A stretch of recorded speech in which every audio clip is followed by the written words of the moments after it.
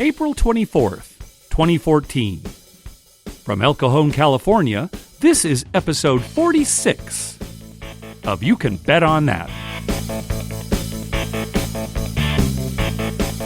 Hi, everybody. Welcome to You Can Bet on That, a podcast for the recreational gambler. My name is Mark Duvall. Sitting next to me is Dr. Mike. Hello. So we got some news. You remember a little while back we talked about how at the Borgata there was a poker tournament. Right. And a guy was caught introducing counterfeit chips into the tournament. Yep. And when they kind of found the counterfeit chips, before they found out who did it, he flushed a bunch of them down the Harrah's resort toilet. Clogged up the toilet at Harrah's. Oh, what an idiot. Anyway. Well, we've clogged a few toilets ourselves. Yeah, but not with poker chips. With poker chips. Well, the Borgata finally said what they were going to do for the players because they halted the tournament right in the middle. Yeah, they had no choice. Yeah, right. So what are they going to do? So what I think they did the right thing here. Basically, everybody got their $60 entry fee back.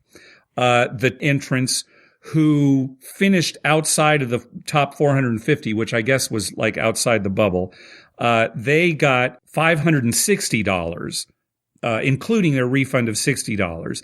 And then, I think the people who had already gotten paid, who had made the money, they got paid. I think they also got their $60 back. And then the 27 players that were remaining, they just split the prize money. So that came down to it says $19,323 apiece. Wow. So the people who were still in the tournament that weren't able to complete the tournament, they got $19,323. They can't complain about that. No, all told, the Borgata... That actually worked in their favor. Yeah. There's no chance they would have won, right? And I'm sure the lower payout was probably less than that. Well, I don't know. What do you mean they wouldn't have won? Well, they wouldn't have got first place. And so, what was it? Well, somebody would have gotten first place. Right. To that person would have lost.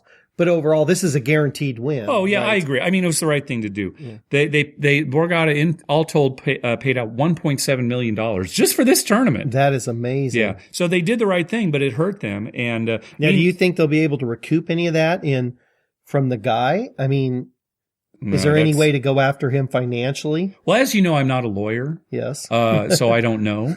But I think there would be a way. Maybe. But do you think this guy has, $1.7 million? No, probably not. Not if he's flushing poker chips down the toilet. He'll just pay him off in chips, right? Can I pay you in chips? Well, restitution. Yeah, really. He'll just print chips up for the rest of his life. He's obviously a criminal genius, so he might have a lot of money. Who knows? Anyway, so the Borgata made good on that. And speaking of the Borgata, listen, I'm going out of order here on the show notes, but let's talk about it. The Borgata is suing Phil Ivey. That's how they're getting their $1.7 million back. Exactly. It's coming out of Phil Ivey's pocket. That's right. So you may recall we talked a while back about how Phil Ivey is suing a casino in Great Britain because he had won at a game similar to Baccarat over there, and they refused to pay him because they found out that he was edge sorting. And just to remind people what edge sorting is, that's where a deck of cards was printed in such a way that if you turn one card 180 degrees, it looks different than it did before you turned it, right? It's cut poorly. Right. So, and we talked about this before too. You buy a bicycle deck at the store. Oh, they're terrible. They are terrible. You can turn them. It's easy. So he was able to convince the dealers, in Great Britain to turn the 6s, 7s, 8s, and 9s 180 degrees. So he could tell what card was coming out of the shoe, right, before the deal came out. The first card out of the shoe he could see. Huge advantage. Well, apparently he did the same thing at the Borgata. The difference here was, though, that the Borgata had already paid him the money. He had already won. So now in this case, the Borgata is suing him to get the money back. To say they want their money back. Right. Yeah. I don't know that they have a case. And as I have found out, you're not an attorney, so you obviously don't know. I don't know. But we've talked about this a lot. As far as I'm concerned, he did nothing wrong. No. It's not cheating. He took advantage of a defect that the casino itself had introduced to the game. Right. He asked them to do this move. Where Right. they turn He didn't the cards. demand it. He didn't demand Now, it? he probably got a little more cooperativeness from them being Phil Ivey than you and I would. Maybe. Yes. Right. If you and I are sitting at a table, they don't know us from Adam, and you say, "Hey, can you turn those?" They'll probably say, "No, that's I mean, no, you're absolutely they right. wouldn't take the time." But And- with Phil Ivey, they might. And he's throwing around crazy money, right? This is a high millions of limit room, dollars, right? So, I don't think they have a case. And But plus, they still, all they have to do is say no. That's not our that's policy. all they have to do is say no. So what law did he break? Right. Probably no law. I don't think they have a case. So in both cases, I'm rooting for Phil Ivey. I hope he gets his money from the UK casino, and I hope that he doesn't have to give back the money at Borgata.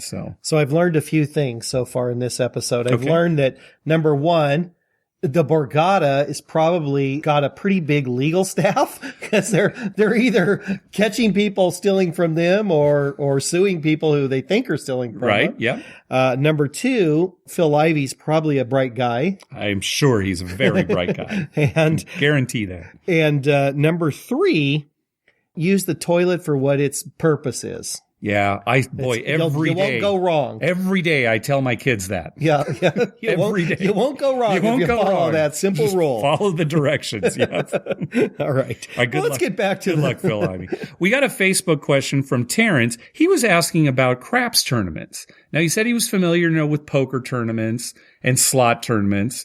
Oh, which we played in here recently. Yeah, that was fun. Yeah. Hit the button. Sorry, hit the button. We should say real quick, it was me, my dad, my brother, and Mark in this slot tournament out at Harrah's Southern California Resort. Yep. And my dad and Mark and I were out pretty quick. Yeah. But my brother made it to the finals. Yep.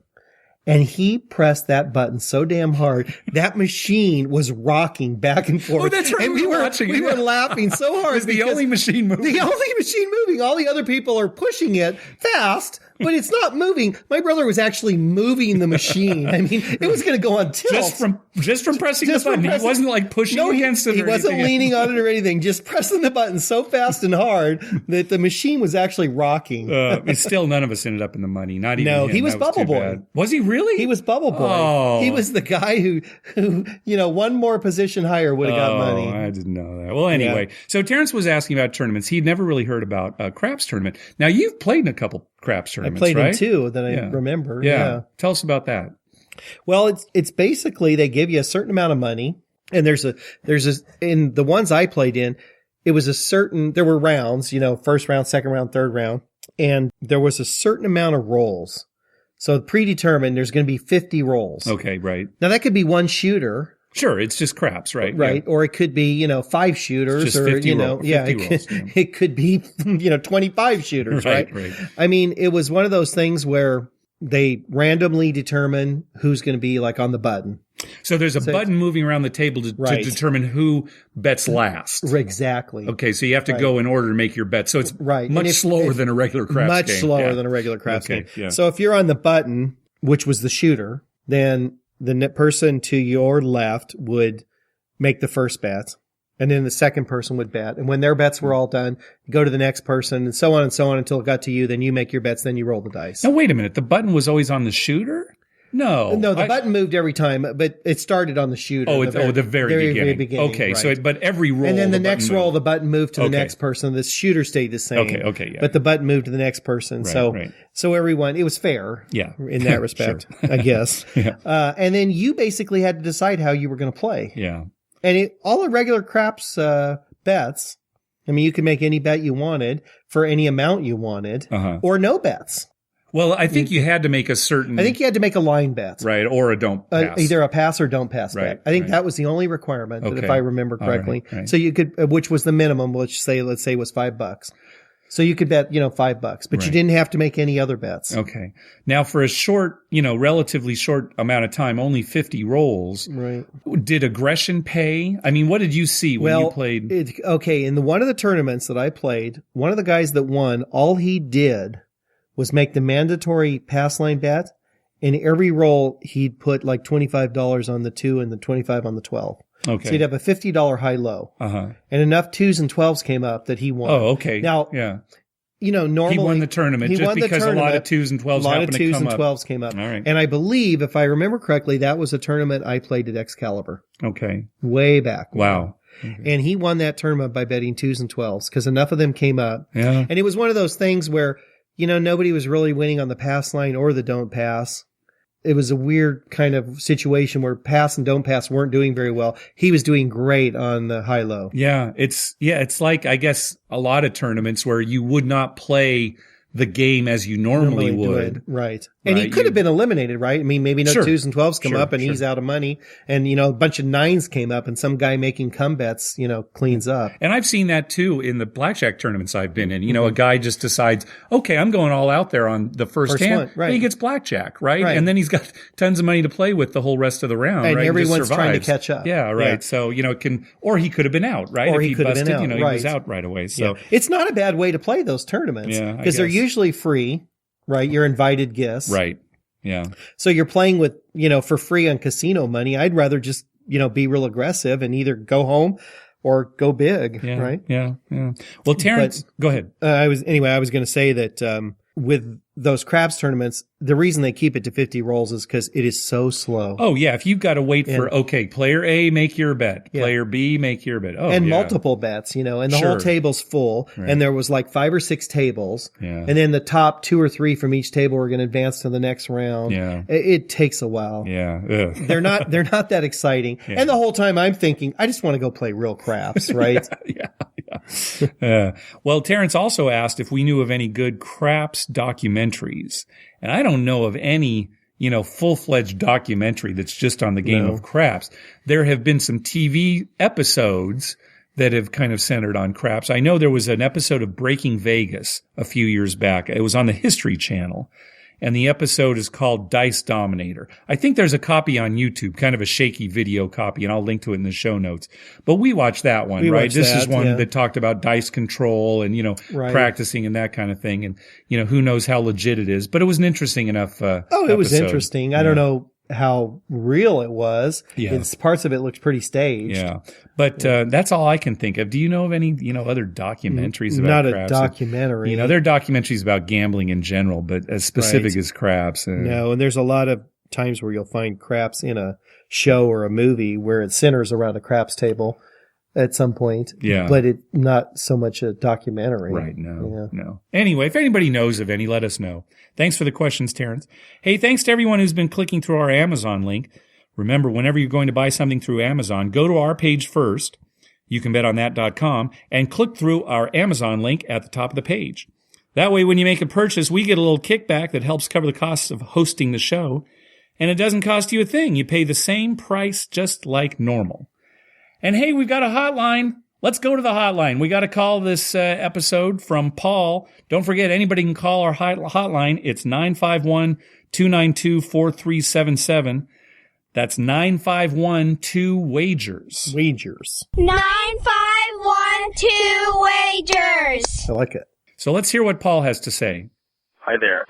Name is Paul from New York. I've been listening to your podcast most recently, and I've emailed you a craps method that I'd like you to take a look at. It takes advantage of basically some money management and takes advantage of both sides of the game, minimizing loss and making a small profit, estimating with a $500 buy-in, profits of around $200, and again, minimizing losses. You can take a look at it. Greatly appreciate it. His name is Paul, and I've sent you an email about it, and thank you very much. Take care. Okay, so let's talk about Paul's method. He sent an email kind of describing it, and I'm going to kind of simplify it because to talk about it on the show, if I got into too many details, it might be a little confusing, but the basics are pretty simple. You could, if somebody wants it, though, you could forward his. Well, Paul, let us know if we can post it, your directions, your description of it, and I'll add it to the show notes. Sure. Yeah, that'd be good. Yeah. So basically what it is, it uses a 5 count. People may be familiar with a 5 count. It's a system where you don't make your bets until you've counted a few rolls to see what has happened. Right. And in Paul's method, he basically will, start with the first roll. And if the first roll is a point number, like 4, 5, 6, 8, 9, 10, he'll start counting in anticipation of making pass line and come bets, right? So he'll say, oh, a 4 came up. Say, okay, that's roll number 1. And then he'll count roll number 2, roll number 3, roll number 4. Doesn't matter what's rolled. And then for the 5th roll, he waits until another point number is rolled. 4, 5, 6, 8, 9, 10. So the 5th roll has to be a point number. It can't be a 2 or a 12. Right. Yeah. So he waits for that. So once that point number comes out, then he starts making pass line and come bets. Okay. And he said, if you want to play conservatively, you can have like 2 active bets. If you want to be more aggressive, you can have 3 or 4 active bets. It's up to you. So you make those bets. Say you're going to, I'm going to have a pass line and a come or 2 come because it might be in the middle of a roll. Yeah. And then, hopefully you collect from that. Now, if there's a 7 out and you lose, then you start counting in anticipation of making don't pass and don't come bets. And it's sort of the opposite now. The first roll has to be like a 2, 3, 7, 11, or 12. That's roll number 1. Okay. And then roll number 2, 3, 4, it doesn't matter. And then that 5th roll, you still have to wait for 2, 3, 7, 11, or 12. And then you start making don't pass and don't come bets. Well, 7 would be a 7 out. Right. Sometimes 7 would be a 7 out. Sometimes 7 would be a pass line win. He said it doesn't matter who the shooter is. And these, for his method, his counting can cross shooters. So, he wouldn't necessarily start over. So he doesn't cross shooters. Yeah. So right. If it's a new shooter, he doesn't start the count over again. It can carry over. It just keeps carrying over on what it is. Right. Right. Okay. So that in a nutshell. That makes more sense. Actually. Yeah. That in a nutshell is his method. What I like about it, first of all, is he didn't call it a system. He called it a method, which I like right away. Which shows that Paul's knows what he's doing. Yeah, what I love about it is he takes just single odds, which is fine, but it's come bets, pass line, don't come, don't pass. So you're making, good wagers on there. Right. Why not place bets? Well, I don't know. But I mean, if you're going to ask me why not place bets, it's because they have a higher house edge than right. No, I understand that. But you know what I'm saying on that first count of 5. Right. Okay. Let's say you're on the 5th number and it's a 5. Yeah. Okay, so you're like, okay, now I'm going to make a pass line bet on whatever the point was or is. Well, he's going to make a come bet or whatever. He doesn't have, right. Okay. He's going to, probably a come bet. Right. Because if he made a pass line bet, he'd place it. Right. But so he's going to make his come bet. Yeah. Well, it's going to go up onto the next number of 6. Right. And then he's going to make another one. Yeah. And it might go on to 8. Yeah. And then he's just going to wait. Right. Right. Well, why not at that point, instead of, making come bets, just say, okay, he's rolled 5 numbers. It might be a legitimately good roll. I'm going to pick 3 numbers and place them. I mean, that is a way to go. It's just not his method. And it's funny you mention that because I was playing out at Verona sometime last year. Guy next to me was doing exactly what you were saying. Right. And I was asking about it. He was using a 5 count. And then after the 5 count, he placed the 6 and 8. Okay. Right. And then he let them hit once or something like that and pulled it down. I wasn't exactly sure what his thing is, but I mean, that's another way you could do it. Right. It just seems to me that way. So if the first roll is, you get to that 5 count. You place the 6 and 8. The next roll's a 6. You win instead of going up on it. Sure, but right. And if it's an 8, you win instead of going up on it. Well, it's the old debate about come bets versus place bets, right? Why do it? Well, what if the next roll's a 7, right? Then your come bet wins, right? And you haven't gone up on any numbers. True. We could debate this all night: come bet versus place. So bet. now in this method, in Paul's method, if the next roll was a 7, your come bet wins. Right.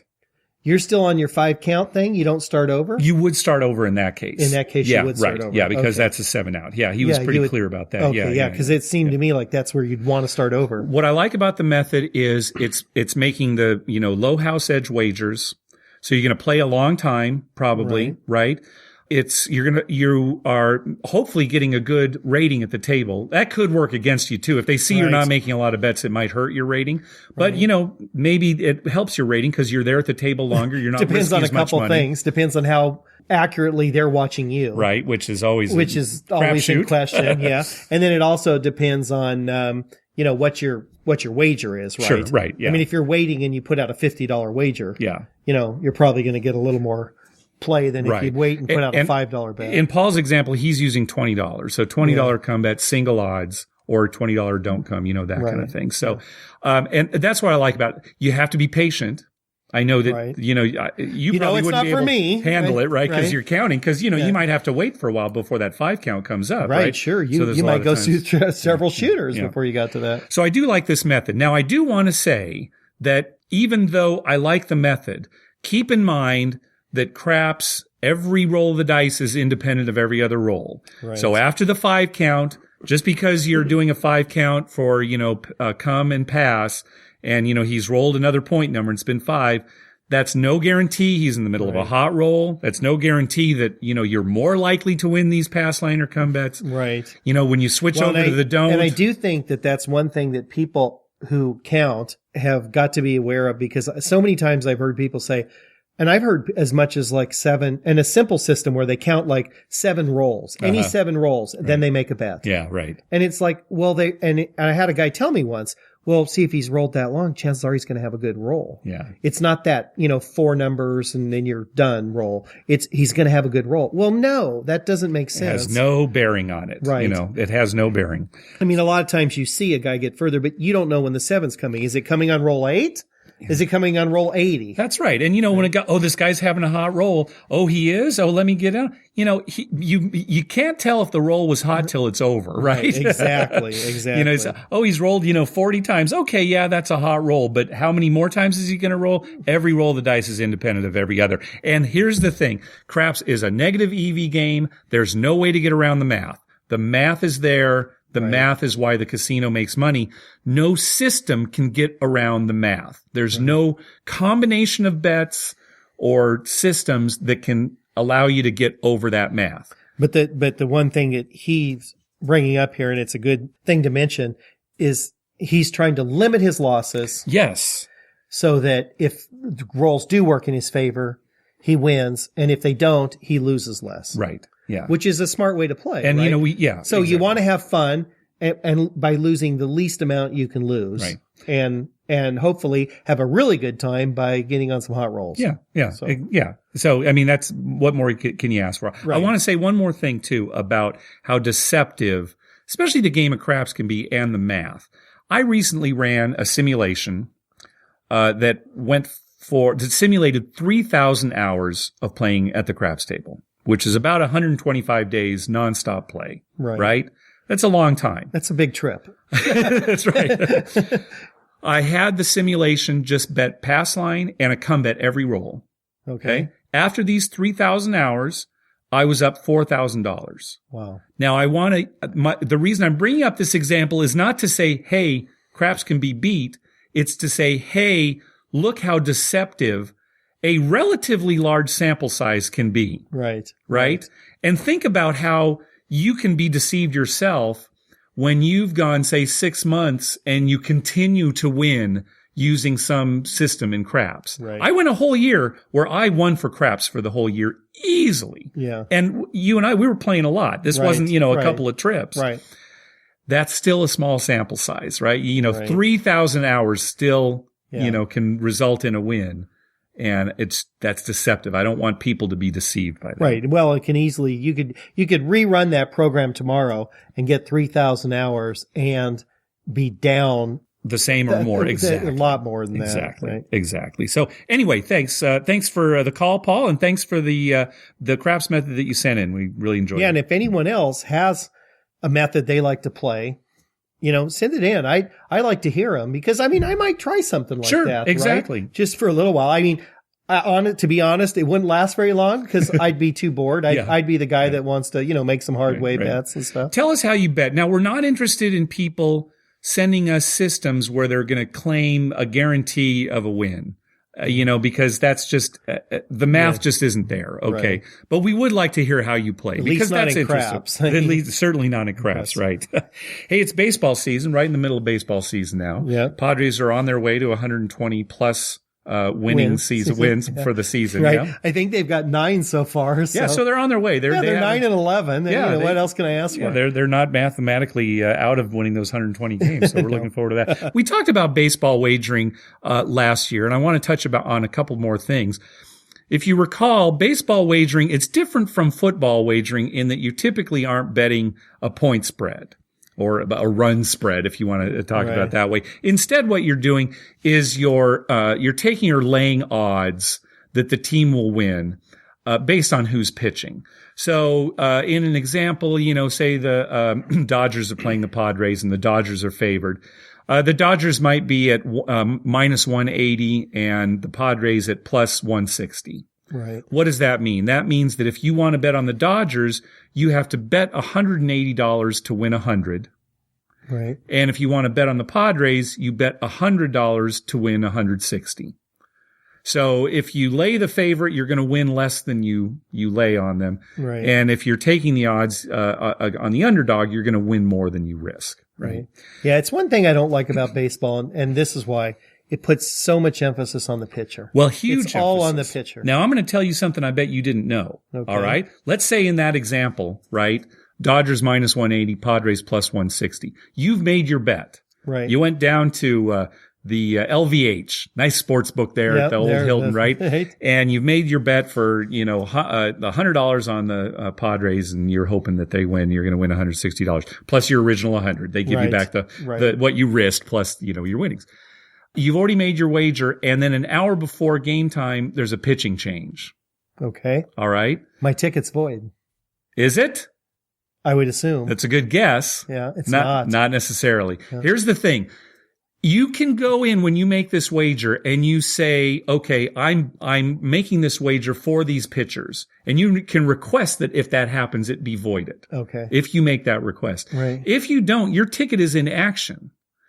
At a new rate? At a new rate. Oh, boy. Okay. Now, typically, when money lines move, you're locked in with wherever you bought it. So if the money lines move, you still have the original money line you got. Right. The exception in baseball is if there's a pitching change, it will switch to whatever the opening money line is for the way that you bet. Now, the funny thing about that is, so you could be laying some money down, and a pitcher could get hurt. And they could before the game. Yep. And they could say, okay, well, he got the flu today or something. Right. So we're pitching this instead of our number 1 guy, we're pitching our 5 guy. Right. Uh-huh. And now you're the same amount of money you had wagered is going to be wagered, but now you might be taking the underdog. Yeah, that's right. Exactly. Yeah. So it could happen. becomes a weird payouts, right?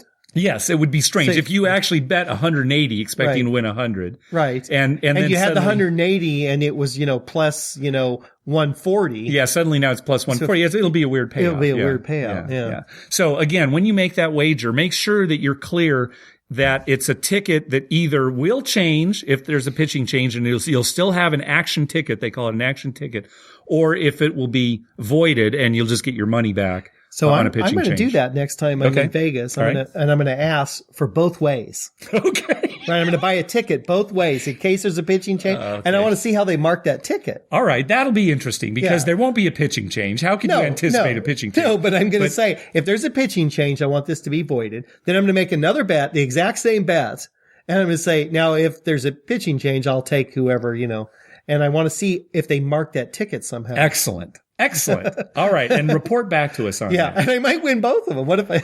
You'll probably, well, you are. You're going to win both of them or lose both of them. Won't matter. But I am curious as to how it'll look on the ticket. Yeah. I bet one will say action and one will say no action. No, that doesn't make sense. No soup? No soup for you. Maybe no soup. All right. Speaking of reporting back, and again, I'm going to jump around in the show notes here, throw you off a little bit. Oh, we forgot dizzy. We forgot that you were going to report back to us about how it went when you played Ultimate Texas Hold'em, because we talked about it a few episodes ago. We said we were going to go out to the casino and do it, and you were going to come back with a report, and we did play. Yeah. And then we forgot to talk about it, so let's hear it. Well, Ultimate Texas Hold'em, how it went for me was crappy, and then better, and then bad, and then ultimately I did okay.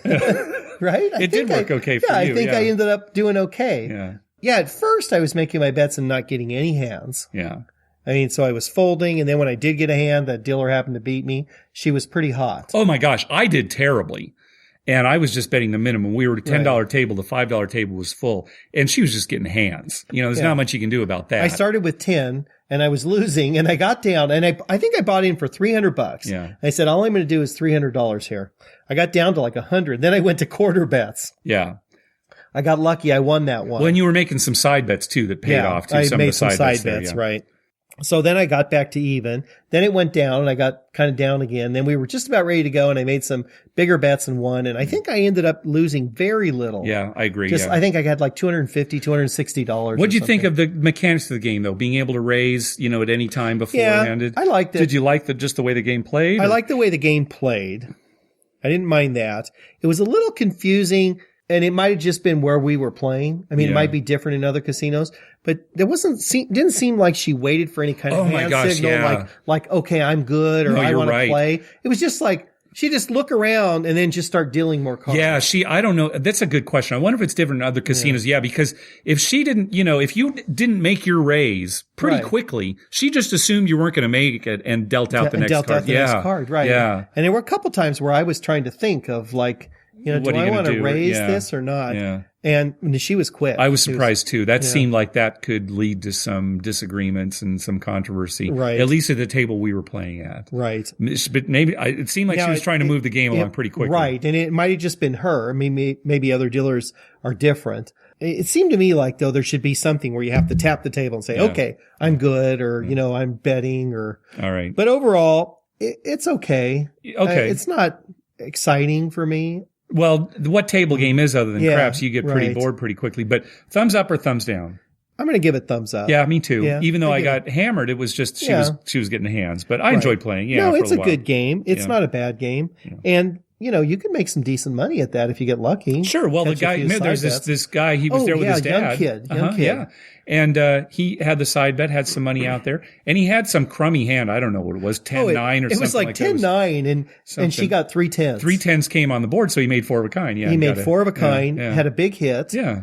And I think he was playing $10, and he pocketed that money right away. Yeah, they kept were from his original out of out town. there. Yeah, it was great. He was there with his dad. So it's like any of those games. You make those side bets, and even though they have huge house edges, if you hit it every once in a while, boom, you're back up for the night. Our friend Mary was playing Pai Gow poker a few weeks ago, and lose, and then she made a straight flush. Boom, got all her money back, and up for the night. For the side it's like bets, the bust-em blackjack game, right? Yeah, right. I mean, you can be bad, then all of a sudden there's a 7-card dealer bust. Yep. You win like $600, you're up for the night. Yep. Well, we got an email from listener John who was asking what we thought of the Morongo Casino. It's kind of up on the way to like Palm Springs. Not too far from us, like a little less than 2 hours for us. We've never been. Well, I drove by it when I was in Palm Springs. Big deal. Didn't stop. Yeah. See, it's kind of funny that there's these casinos around here that we haven't been to. I mean, less than 2 hours. It's not far away, but it is kind of the direction. Well, if we're going to drive 2 hours, we drive another 2 hours. We're in Vegas. Yeah, exactly. That's kind of it. So, but we really should make a point to kind of hit some of these other, because you still haven't been to Pachanga. No, I haven't been to Pachanga. Well, maybe one time we'll stop it there and then we'll go on to Morongo. Morongo. We're not going to pronounce any of these right. Don't email us. We're going to pronounce all these wrong. But we should. One thing John said they have at Morongo that I thought was pretty interesting. They have a jackpot that crosses several table games. It's a bet that you can make, and the jackpot gets paid if you make a royal flush. It's just $1 wager. Mm-hmm. And there are lower hands that also pay too. I think like 4 of a kind and straight flush percentages of the jackpot or certain fixed amounts. Right. But the grand prize is a royal flush. And it's crosses games. Let It Ride, 4-card poker, 3-card poker, Mississippi Stud, and Ultimate Texas Hold'em. So you can play in any of those and it's all pooled. It's just $1 bet. And if you make, this a royal flush on any of these games, then you win the jackpot. I like that. I like side bets. Yeah. Because they're exciting. But I really like that because then it's a lot of different tables. Yeah. A lot of different things going on. You can be looking at the guy playing a different game next to you. Oh, did you hit it? Well, when somebody screams, they're like, did they win the jackpot or are they just happy they got blackjack? Right. I mean, yeah.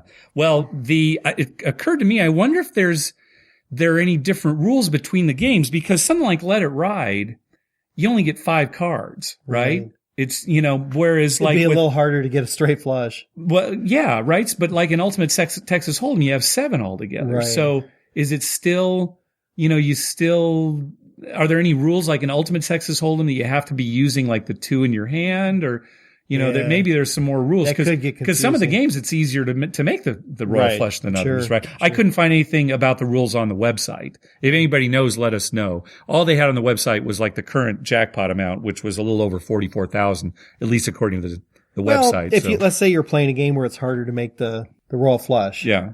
Well, if you have a problem with the fact that the other game it's easier to make, just don't make the dollar bet. Or right? go play the other don't game. Make the side bet, or go play the other right. game. So, that's your own decision on that. Yeah, yeah.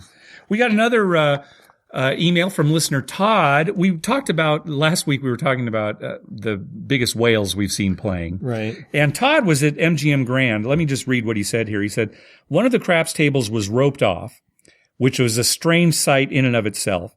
An older gentleman, his wife, I assume, and another middle-aged couple eventually got there. They had security guards on either side of the table, and they wouldn't let me get close. That's too bad. I can understand that when you're playing with a lot of money, but I don't know. You know what? I would never do that. I don't care how much money I ever get or how big a win. I'd always be playing with the guys at a table, even if I was betting 10 times more than everyone at the table. Because it's no fun playing by yourself. And, have the security guards there. That's fine. Right. I wouldn't mind that, right? If you're throwing around a lot of money. Well, I don't know. I hope I'm never so decrepit that I can't watch my own chips. So he goes, especially if they're $25,000 chips. Todd goes on to say, but I could see that he was betting pumpkin chips, $25,000 chips, pumpkin chips, for odds on the 6 and 8. Which at MGM Grand are larger than normal chips and orange in color, hence the name. Yeah, I think this is pretty common in casinos now. A lot of them, if it's 1,000 or more, they're a little bigger so that they stand out. 5,000s are a little bigger. Yeah. So that's pretty common. Anyways, so you could surmise he had $5,000 base bets on the pass line, so he could put the pumpkin down for odds, right? Because 5 times odds on the 6 and 8, 5,000 on the line, and then a pumpkin chip, $25,000 for odds. I couldn't see much else, but it was insane. And like Dr. Mike's whale, the one that you were talking about in our last episode, this guy looked about as excited as a toad. Yeah. So, it's funny. We never really hear whale stories about, guys who are whooping it up or being chummy with other players. They're kind of in their own little they're in their own little world. But that guy I played with me and Lynn, but it was early in the morning and stuff. Was he socializing with you at all? No. He was just keeping to himself. He didn't talk to us. I was talking to my wife afterwards when we were listening to the story, and she said, "Oh yeah, I remember he had a cowboy hat on. He had a black cowboy hat. Yeah. He's looked like a guy right from Texas or something. Maybe an oil man or something. Oil man or something. Yeah, he was tall, skinny, and he didn't socialize with us at all. Okay. Well, you ready to learn a new table game at the casino? Yeah. Yeah, I think you are. Now, this is a new table. It's actually a table game. I think they were playing over in England for a little while, but it was just introduced at the Golden Gate in Las Vegas, and it's coming to the D apparently soon. Yeah. And it's called Riverboat Roulette. So they got a lot of riverboats in England? Let me just, no, I don't know where the name comes from. And when I explain it to you, you won't know where the name comes. It's just a clever one of name. these. Let me back up. Let's talk about craps for a little bit. Craps is a unique table game in that when you roll the dice, not every bet on the table is decided. Right. There's some bets that stay out there. There are some contract bets that have to stay out there. There are like place bets that, don't necessarily lose. Your hard ways, there are plenty of rolls where you don't win or lose, right? It's unique to casino games, table games, right? Because other table games, it's your hand of blackjack bet, you either win or lose. Even your side bets, win or lose on that bet. 3-card poker, what's your hand? What's the dealer's hand? Win the bet, decision over, move on. Few games you push. And this is also true of roulette. Right? Roulette, there's one spin of the ball, boom, 17 black. Yeah. Roulette doesn't even have pushes. No. I mean, it's win or lose. It's the one game. Certainly in Las Vegas. Right. We were talking about how they do have this kind of a push for, like in Atlantic City and like in Monte Carlo for the zeros. But you're right. For the most part, it's just boom, here's the decision. They win or lose, take like that. So this new game, Riverboat Roulette, introduces the concept of multi-spin wagers. Okay. And here's how it works. All right. First of all, it's regular roulette. So if you just walked up to it, you just wanted to play regular roulette, and you didn't want to mess with any of these new bets, you could. Everything is still there, right? Okay. So it's a regular roulette game. All right. Now, in the pockets of all of the numbers around the roulette wheel, the pockets, where the ball falls into. Okay. They're different colors. Oh gosh. All right. And they're kind of grouped together. Right? There are these colors. There is what they call a blue neighborhood. There are 5 numbers right next to each other That are all blue. Okay. And this is completely independent of the red and black part of the roulette game, which is still intact. So they have the red, 12 red is still 12 red. You still see it 12 and it's red, but the pocket that the ball falls in might be another color. Is a different color. Yeah, I don't know what 12 is on this. Right, I don't have the layout here, but so again, I was giving an example of blue. There are 5 blue spots all right next to each other. They call it the blue neighborhood. Okay. And then there are some orange pockets in an orange neighborhood. Again, 5, spots there. Is there all purple? lined up. There is purple. I like purple. Now, in the case of purple, there are only 4 purple spots right next to each other. What the hell's that about? Okay, so it's different from the blue and orange. Blue and orange, there are 5 spots each, right?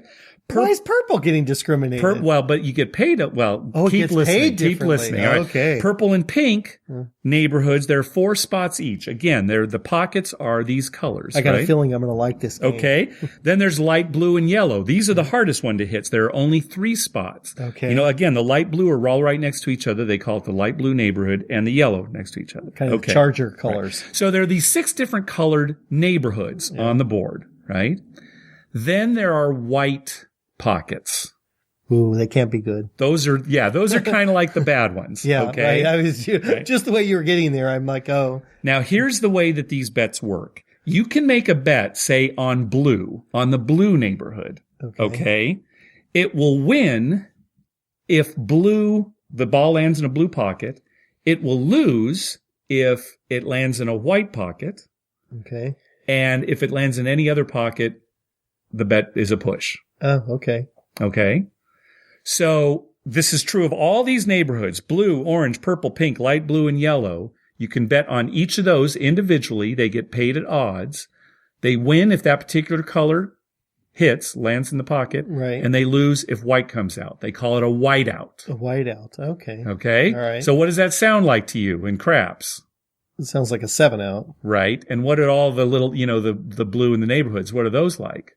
I don't know, like the place bets. It's like place bets. Exactly. Right. Yeah. So it's a way to introduce the concept of place bets onto the roulette wheel. Right. Okay. So you pay different. So they pay a little different. The 4 and the 10, which pay 2 to 1, let's say, might be your purple. The light blue and yellow, those are the ones that are hard to hit. Now there are 8, I don't know if I mentioned this, there are 8 whiteout spots on the table, white pockets. Okay. I think there'd be 7 yeah, so it's not exactly the same as, it's not exactly the same as the place bets. Right. And, the blue and the orange pay 7 to 5, the purple and the pink pay 8 to 5, and the light blue and the yellow pay 2 to 1, which gives a house edge for each of those bets. Okay. Or you can bet that the next spin is going to be a white, and that pays 7 to 2.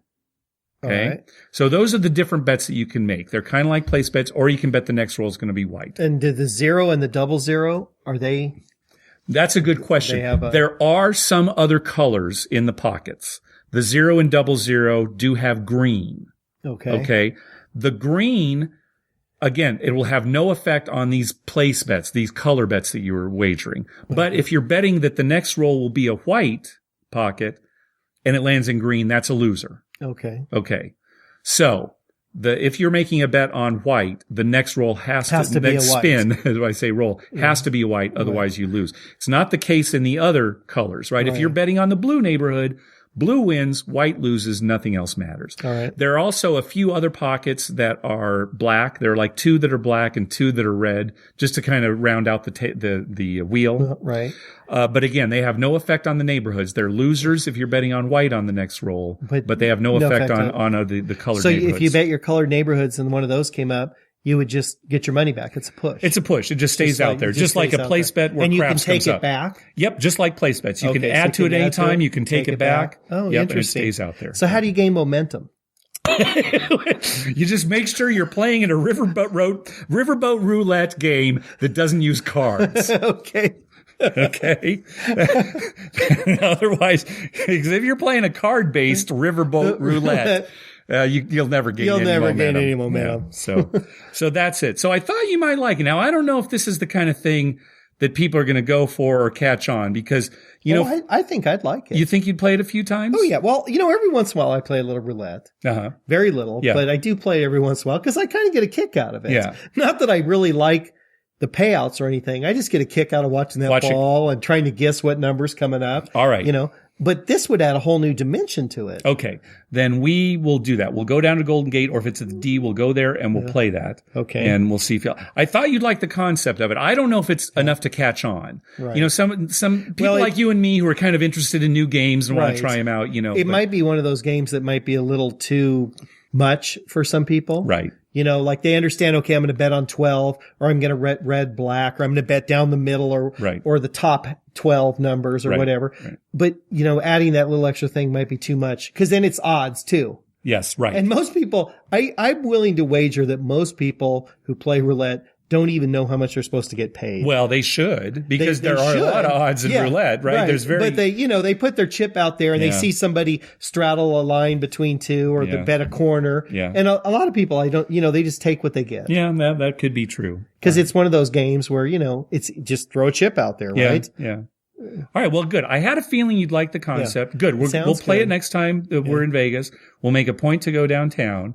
Speaking of which, we get listeners asking us, oh, you're going to be in Vegas the next couple of weeks? Yeah. Well, I had plans to be in Vegas early in May. Yeah. And that kind of fell through for some family issues. Yeah, I know. But, it may be happening at the end of May. All right. One of the things, and we should tell this to people, we used to go to Vegas so much. Yes. And the reason we haven't been is because they opened Harrah's Southern California Resort, formerly Harrah's Rincon. That's one reason. And that's a big reason because we can go there every weekend and play. It's, and go home, sleep in our own bed at night. But the other big reason too is each of us got married and have families. Because when we were going, there was one year we went to Vegas 24 times. It was, twice a month, right? Yeah. So that was when we were both single. Yeah. And it was the weekend, the whole weekend, right? It wasn't, it wasn't like we were going for 4 hours to Rincon or something. Right. But we do need to kind of lock this down. So keep thinking about it. We need to tell our listeners. We're definitely going to be there for VIMF, which is, that Saturday is October 19th, which is my birthday. Yeah. So we are going to go there for VIMF. You keep saying that. My wife keeps saying, you are? You're really going? we have to. Okay. And plus it's my birthday. So yeah, I know it's your birthday. Yeah. So we got to do something for your birthday. Everybody knows. Yeah. How many times are you going to be 50, 2, 3? 52. 52. Yeah. Once. Yeah, just once. Yeah. I don't know if that was a rhetorical question, but just once. Well, we got to celebrate it. There's no way for you to gain momentum if we don't go. Yeah, exactly. Right. And I was thinking about it. It's been a while since we went to Atlantic City last week. It's been a while. All right. We always end the show like this. And we're not even giving any good information. We're really pushing for an end of May trip though, right? Yes, right. Keep your fingers crossed, everybody. All right. That's going to do it for this episode. Be sure to download our app for your mobile device. You'll get access to all our episodes, quick links to contact us via Twitter, Facebook. Yeah, Facebook. You got it. Email and our voicemail hotline, and you'll get bonus audio. On the bonus audio for this episode, we just gripe about things. Yeah, we talk about momentum. Yeah, so if you want to know what all that means, that's right. Listen to that. Yeah. With our app, you'll also get TV listings showing all the gambling-related shows coming up within the next 2 weeks. I update those listings every Wednesday using a program I wrote myself to search through all the raw American TV data. The bonus audio and the TV listings are only available on our app. To download it, go to our webpage, youcanbetonThat.com, and on the left-hand side of the page, click on the link that says how to download our app. We have a link for Android devices and another one for iPhones and iPads. Oh, and I generated, those TV listings today. Kentucky Derby coming up. Right. I'm going to be out of town, doggone it. So I don't know. I'll be here. Head out and make some wagers. Maybe. Some of the casinos out here take off-track betting. So I should might do that. All right. And of course, we'd love to hear from you. Call our voicemail hotline. It's 951-292-4377. That's 951-2-WAGERS. Or you can email us at youcanbetonThat@gmail.com. Also, follow us on Twitter at YouCanBetOnThat. We always tweet when we're in a casino or on our way to a casino, and we'd love to meet up with you. Like us on Facebook at facebook.com/YouCanBetOnThat. And finally, head on over to iTunes and write a review on us. When you do, it helps us get new listeners. All right, take us home, Mike. I got one more thing to say. Yeah. So, if I'm going to make some wagers on the Kentucky Derby, I figure if a guy or gal or whoever is listening to this gets this far in the show, they're pretty serious gamblers. Yeah. Call our voicemail. Yeah. Tell me who I should bet on. Okay, good. Give me a bet. I mean, not just the horse. Give me a, I want to, $20 exact on 4 and 3 or whatever.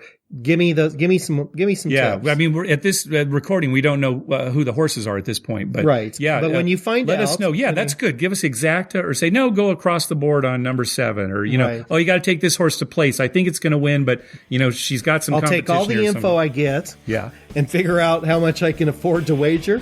I'll go down and make those bets. Okay, good. All right, excellent. You heard it. I need help with horses. You know that. Yeah. Oh, I definitely know that. Yeah. Willie Shoemaker, rolled over your foot. Rolled over my foot with a wheelchair. So I know you need some help. All right. Thanks for listening. Good night.